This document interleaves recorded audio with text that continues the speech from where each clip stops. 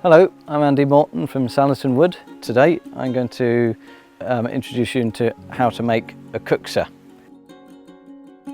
So a Kuksa is a traditional Scandinavian drinking bowl or cup. Here are some examples. A couple here in sycamore and another couple in spalted alder.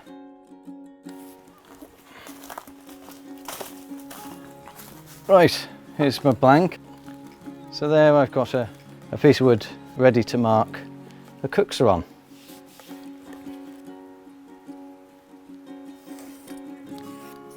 That's the centre line.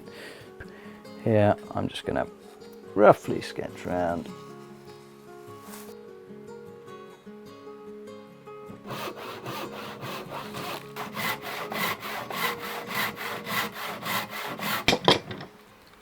I'm now going to take this over to the chopping block and split these two pieces off. So there's the grain line. I'm just going to follow that up to about there and then check that that's okay on the back as well, which it should be. So there, and that's come away. That's safe, and the same the other side.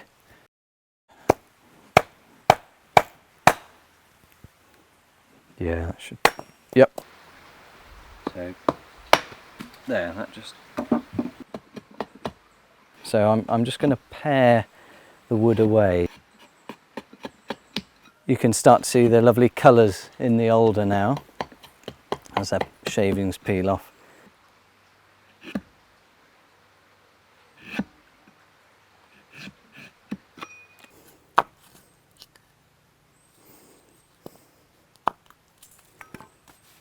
I'm just going to now mark a bit of a line further in for the base of the Kuksa and then do a little bit of shaping there before then carving out the inside.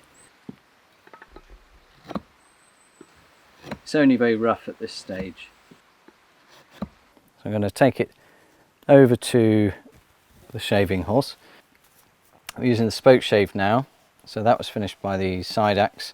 I'm now going to just round over the hard corners I've got. Push the grain away there.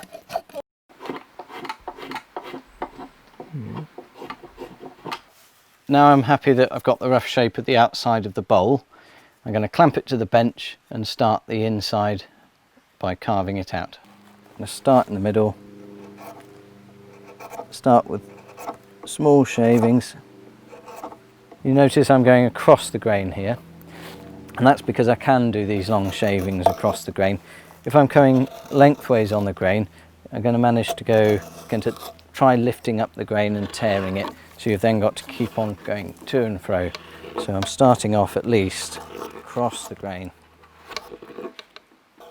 So I'm deliberately leaving a little bit of extra thickness on the rim to start with. This is for when I'm working my way down.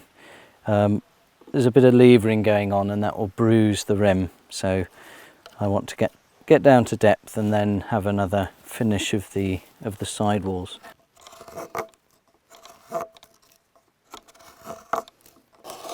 So as I get a bit deeper, the angle of the curved gouge doesn't really suit the bottom of the bowl, so I've got here a ring tool which will get to the bottom there.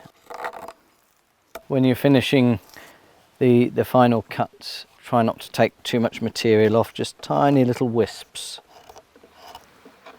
There.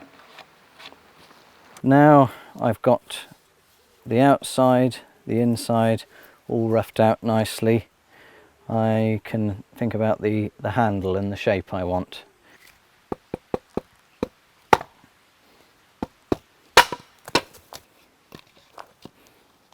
Bevel that bit off now.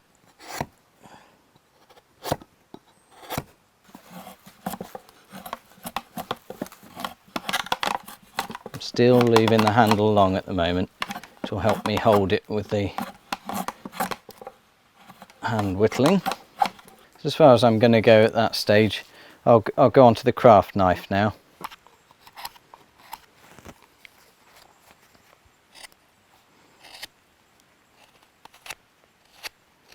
So cut the handle off now. Just going to clean up the end. Okay, that's basically it.